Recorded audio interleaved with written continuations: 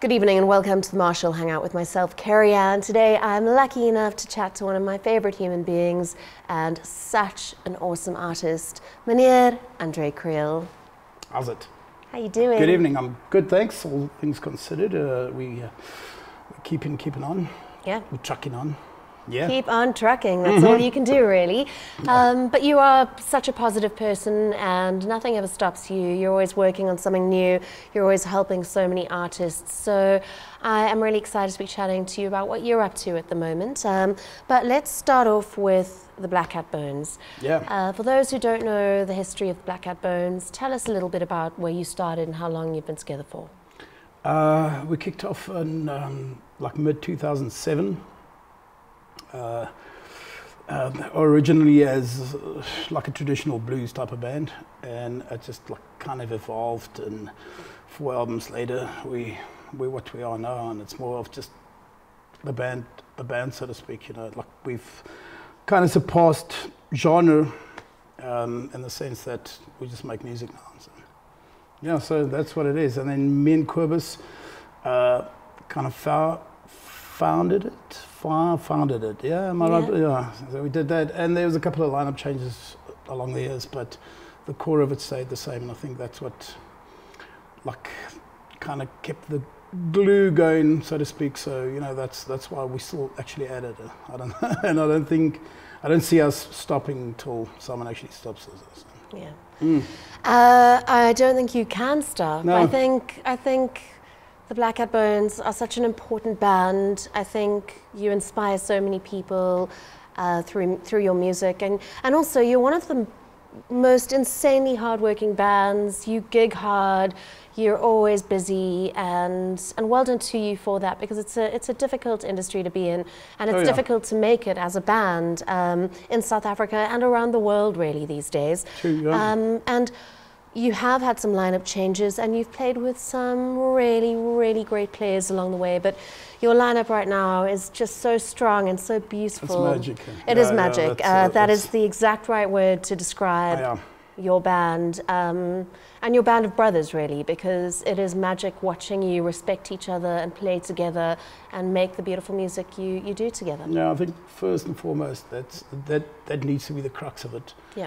Is that you know, if you're in a band, if you just have a look at the word band, you know, that's exactly that. You need to be able to you know, sit in a car for like 14 hours down in Cape Town and be able to like not just tolerate each other, but you know, talk to each other and have like a full-on open channel of communication. So we don't just talk about band stuff. Yeah. Like you know, if someone comes you know, at a crossroads in their lives or something like that, the first guy they would turn to, and I trust that everyone in the band will be someone in the band, which is, and then we kind of tap off that as well, and that gets like integrated into the writing process and into the. So yeah, we're very fortunate to have that, but it's always been you know, it's been like number one on criteria when it comes to a lineup change or member changes. Before we even start jamming, so we just go sit at a pub and have a dop and just talk. And if you're not able to get past that first like leg of it, then there's no use going into the studio and doing rehearsals and all of that. So absolutely. It's not always about your technicality or how superstar you are. It's more about the human being that you are before anything else. So I think that's kind of counted in our favour. Incredibly well said. And my next question was going to be, because you've been together for such a long time, you and Quibus,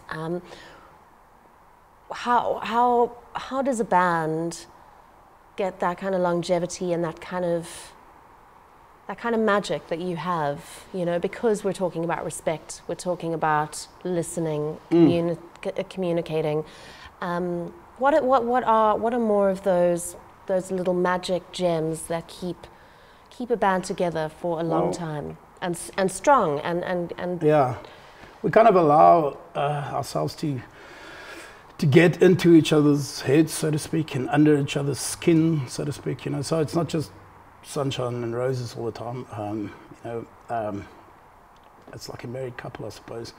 We have our days, and that also works towards building, you know, something more solid than just four guys getting together on a weekend and playing. So there's a constant stream of communication, and we allow our personal lives to come into. And I know a lot of guys are going to say no, but you know that's the rule number one, that you leave that at home. But you cannot, you know, especially we've been at it as the Black Hat Bones for like 13 odd years, and it's impossible to kind of divorce the two, so to speak. So you know, band life, personal life, it ultimately becomes just life. So, you know. Yes, of course, of course. And for those who maybe don't know the Black Hat Bones so well, a lot of people are just so caught up in their own lives. They don't get to go out. Maybe they're single parents. Maybe they can't afford it. But there's so many different reasons people may not have seen a lot of your music, but semi-impossible. No, it happens. You've done so much, and as I said, one of the hardest working bands in the country by far. But for those watching us and listening to our chat today, this is a really tricky question. No, but say three of your favorite Black Hat Bones songs. I know that they're all your babies and you love them for different reasons, but for those out there who are going to check out three Black Hat Bones songs after this chat, what are those three songs? Well, there's obviously a difference between, you know, if I have to go out there and, well, you know, go on screen and say you have to listen to these three songs because those are going to make you want to buy the albums. Or I can go listen to these three songs because these are my favorites. So it's not always the same, but there is some cross-pollination, so to speak, between what I like and what you need to like, you know. So, but on the latest album, a song that Kobus wrote called "The Well," which the first time I heard it was like a punch in my chest, and it almost got left out of the album because we just couldn't find the right way to, like, you know, put it out there to make the biggest impact, so to speak, but it did, and we kind of experimented with the sound, which is not a bone sound at all, which would, you know, like guitars and drums and stuff like. So this was a bit more of like a production. So The Well, for sure, it's out there. Song of our first album called 100 Soldiers. It's totally out there. Those are already two of my absolute favorites. Yeah, so and on that, Pete played keys. He did all the keys and piano.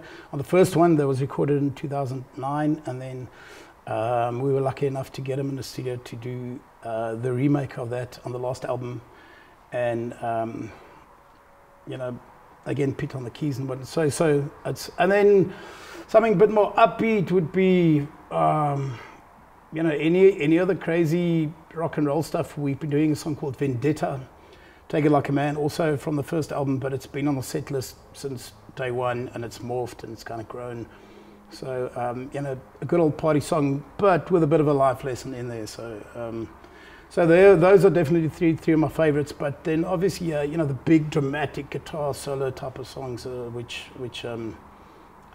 you know, I obviously get a couple of minutes to shine, or not, depending on how many beers I've had before the show. Yeah. Those are always favorites. But if you have to kind of put us in a nutshell, I'll say The Well, 100 Soldiers, and Vendetta. But you might get a couple of surprises along the way. Just going to have to get the album though. Grab the album. The new one is called Here Is a Knife, but grab all the albums if you don't have them already. They're all absolutely magic, and the sound does, it's uniquely Black Hat Bones throughout, but the sound does change from a little harder to a little softer to a little more beautiful. Yes, all the time. Your rendition of Don't Wake the Scarecrow, sung by the Felice brothers. yeah. is another song that'll just absolutely give you goosebumps. It's just such a beautiful, beautiful song, and the also very close by to the us, Black Hat Bones, yeah. because it was kind of given to us by Pete. I'm bringing Pete up again, but he was our go-to guy when we started out, and you know, like you know, as you said, sometimes get inspired by, and Pete was that guy. You know, not just his music, but the way he approached the scene, and the way he related to people in general. So we kind of tapped from that, and then we heard him play the song, like a little show on a plot somewhere, but the old version, the original kind of waltzy type vibe, and then we forgot about it totally. And then I did an acoustic 2-piece gig with Kobus, and he brought that song in his fashion, and I'm like, I remember this. And then just grew from there, and it actually became like a kind of stalwart flagship number. And, it really is a beautiful number to watch. And I'll never forget, Pete was the one who told me about you guys for the very first time. Oh, bless him. He called me really excited, and he was the one who said, you've got to check out this band. One of my closest friends for the longest time, and the love and respect I had for him and have for him. And also, he wasn't wrong. Anything that, as you say, anything that Pete says check out, you should probably check out. So thank you, Pete Buerter, for being a talent spotter and just an all-round inspiration. I think to have a legacy like that, when people talk about legacy, it can go either way. But apart from what he's done in his career and with the albums and everything, I think just the lessons that he sometimes had to kind of enforce on you, because you're a little IT that it's a C-no and you go play, and then people sit you down and tell you, listen, this is not how you do it. So give us a lesson or two that you took away from Pete and your friendship and his guidance. When we just started, so we knew Pete, and we've kind of introduced ourselves to him at a show, like at a festival, something. Hi, we are. But it gets busy, and you're in the middle of a sound check, and this lady comes up, and, hey man, you want to listen to my single? Anyways, and then one day we got an invite. We were like 2 years in with the band, and I can't remember who was the messenger, so to speak, but we got this invite from Pete Buerter to come have dinner at his house. Pete Buerter doesn't cook for the Black Hat Bones. I'm like, no ways. So we pulled in, and we're nervous as hell, and we sat down, and he sat us down in front of that big wooden door he had at his house, this big grand entrance, and we sat there. And I think he stuck a pipe into Kobus's hand and an acoustic guitar in my hand, and he's like, I'm busy cooking paella, you guys just do your thing here. And that's basically what happened. And we were waiting for like a kind of the to and fro conversation, and we asking questions, and he's but there was nothing like that. It's just when we left there, we just knew this is how you treat people.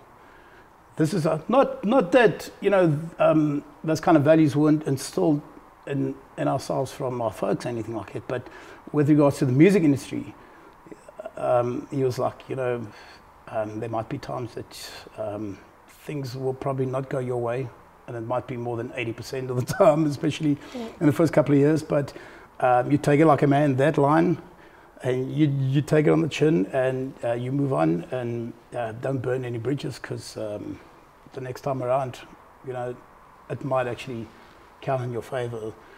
And sometimes it would be subtle, sometimes it'd be an actual clap to the head, like, hey man, here we go. So, little story, the one show we played before Jackhammer, and I went on, and we did the sound check, and when we started playing my guitar cable, something happened.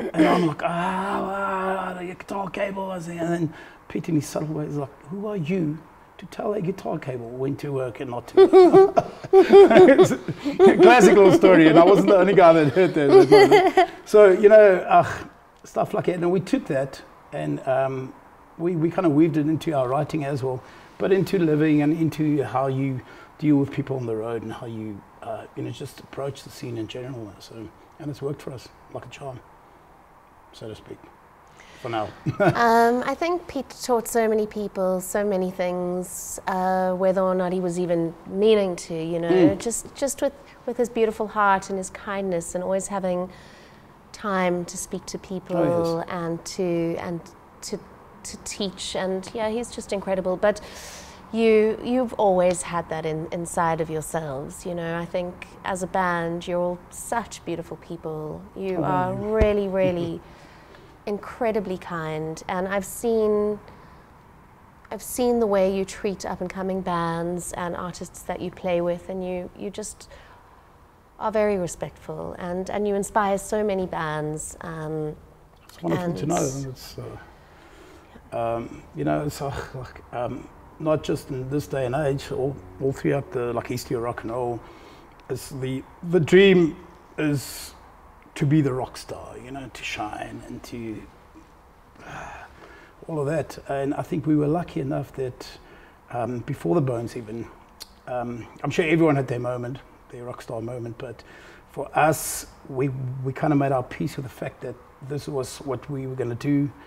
I grew up in a musical family, as all most of the, you know, the guys in the band did, and we kind of knew from the get-go that you know, if you want to have an actual shelf life in this industry, you need to be doing that instead of doing the rock star thing, because you know, once again, your relationship with people and people you meet on the road and stuff like that, it's going to come back to you. And you know, if you want to be in this game for longer than the average, I think 3 to 4 years of a band nowadays, you need to do that first instead of doing the rock star thing for 3 to 4 years and then going back to your day job after that, or whatever it is that you did before that. And so, yeah, we were lucky enough to have that from day one. Very, very cool. Wow. Next. And this is a fun one, because you have collaborated with so many mind-blowing artists. You really have worked with so many great artists. And so my question is, you're putting together a super group. There are a couple in South Africa, guys jamming together from different bands, but you're creating a super group of your favorite players. And I know there's so many, but which guys are you getting to play in your super group? And the band can be a 15-piece, it doesn't really matter. But you're putting together a super group to go on tour with, or to put a rocking couple of shows together. Who's in your band? It is a difficult one, because I'm sure my band, or the band that I'm in, or the Bones... The band are already in, they're the core band. Okay, so now you can add to them. That's going to make things a whole lot easier. Yeah. Yes, I think what I'll do is I'll definitely get someone like Anne Messina on vocals, which is, I've been working with her for a while now, and she just brings the church. You know, she's got that. Wow. She's got the church, and she brings it to the stage. So I'll do that. I've been getting lessons. Well, I'm starting lessons with a guy called Cez Adamson, which is a legendary guitar player and a lap steel player and all of that. So, you know, you're never too old to learn something. And I would love to play, you know, a couple of live gigs or a tour with this guy. So he's brilliant. He's very humble, but such a good player. I'll definitely have him in there. And then on percussion, I've been working with a guy called Dan Kirboli, which is a crazy percussion, and he's got so many little drums and things. So he's probably going to take up most of the stage, so to speak. And I'm just trying to think of people that I've had some interaction with, you know, in the last couple of months, because something truly wonderful's happened in my career as well. And I'm involved in a project called the Solidarity Express. Yes. Which is, you know, a world music, a kind of African approach on world music. And my eyes have just been opened, you know, from, you know, coming from like a rock and roll and bluesy background, and I've been exposed to all this, like, you know, traditional African sounds and styles. So I'm picking up in pieces up.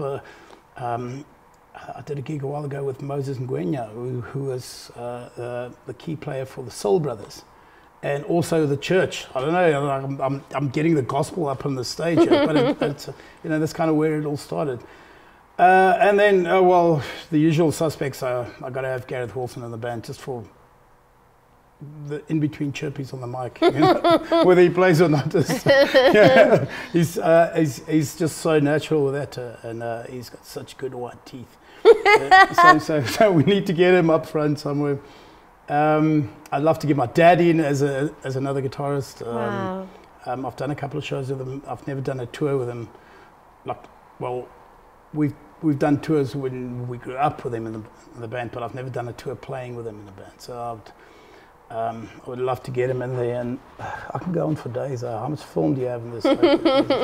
It's a tricky question, and I know I'm putting you on the spot, but it's always cool to hear, because so many of the artists you've mentioned, so many people haven't ever heard of, that they can now go and check these artists out. The strange thing is, I can tell you, they've probably heard their music without even knowing it was them playing. Cause exactly. Like most of these cats that I mentioned now, I've played on at least 50% of all the popular albums you've heard in the past 20 years coming out of out of South Africa specifically, and they hardly ever get the credit, or they're not on the tour lineup or something like it. But if you want a slide player, the go-to guy will be Says. If you want a super keys player, the go-to guy will be Moses. So you literally have to go dig on the back of the CD cover to see who played everything and what. And most people nowadays don't really care about any of that anymore. It's not on MP3. So, but super band, that will be it. So I can think of a couple more, but we don't need a bus for that one. Very cool. And my next question, and one of my final questions, is, and I love this question because I love finding new music, I love exploring new music, new sounds, new bands. Anyone you've come across recently, last couple of years, that you're really loving right now, that we should be checking out? I truly do love what's happening in the industry, not just locally but abroad. There's always a bit of a shift, but what I love is that it's gone back to the roots, and there were also there were always little hints of that happening, but now it's I've discovered a guy called Coulter Wall a couple of years ago, which is a singer-songwriter from Canada with a solid rootsy bluesy background, the foot stomp, slidey vibe. But he's a small, bald kind of key. You'll see him on stage, and he'll and then he opens his mouth, and all of the Johnny Cash comes out. Wow! You would not believe it. This guy's got pipes. I don't know where he puts them, and then it's just him, and he stomps and he plays. But when he sings, it comes out. And he just dropped an album a week ago. Wow. His latest album. Called something Waltzes or something. But Coulter Wall, do yourself a favor, go check that guy out. If you want to be revived, he will certainly do that. Fantastic, thank you so much. Lovely. I can't wait to check him out. And this is the reason I asked this question, because it's just so much fun. Find out what you're listening to. It is. There's a whole lot of them, but this guy stands out, and he did from the first time, and he's lyrical content, and he speaks of a lot of the good old topics, like the good versus evil, type of vibe, and he's always got a spin on it, and the devil wears a suit, and all of that, and it's like seeing the music and seeing the songs that he sings and he talks about it. It's literally seeing it play like a movie in front of you when he opens his mouth. Wow. You have to go check it out. Coulter Wall. I'm really excited. Thank you so much for that. It's time to say goodbye, and I could literally talk to you forever. We have so much fun together. You're one of my favorite people to party with. There we go. It's been a while though. It's been a while. I wonder why. But I don't know. What happened? I feel like you changed. Oh, goodness. No, you're one of my favorite people to party with and to hang out with, and you're just Thank you so much. So real and so humble and so kind, and I could list so many different characteristics, but you're also a phenomenal artist. You're an incredible musician. Thanks so much. And because of all of these beautiful traits of yours, you are the president of our country for one day. Congratulations. Oh yes, everybody gets a black and white t-shirt. What is your message to the people of South Africa? keep it real, I suppose, and be friendly. Just, you know, I'm not going to get hippified and say everybody got together and love each other. Just be friendly, man. Just be courteous. Just do that thing that your mama taught you when you were like 4 years old. You know, go back to that and use those lessons and buy yourself a Black Hat Bone CD. You probably own the most Black Hat Bone t-shirts. I own the most. I think I have 4 copies of your DVD. I've got quite a few copies of all of your albums. I definitely have loads of t-shirts. So yeah, hit me up because I've got a lot of merchandise. Every time they sell out, pretty much me. But I just think it's the best gift to give someone is the gift of music, really. So I'm always stocking up on loads of merchandise. So be friendly, have respect, be humble, and that is.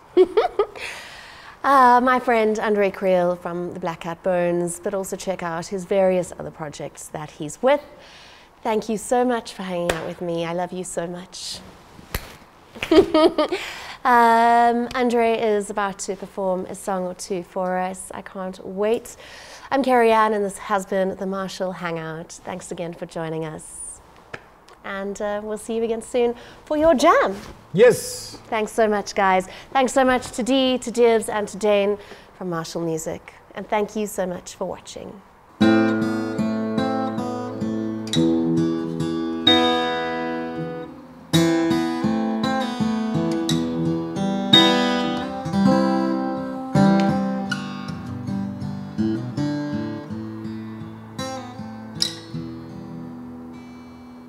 Poets and painters, lovers, it seems they will all grow old, all alone with their dreams. Mostly about fame and fortune. But all that I needed was your surrender, and that never happened. Now it's December again. But you know I've always loved you.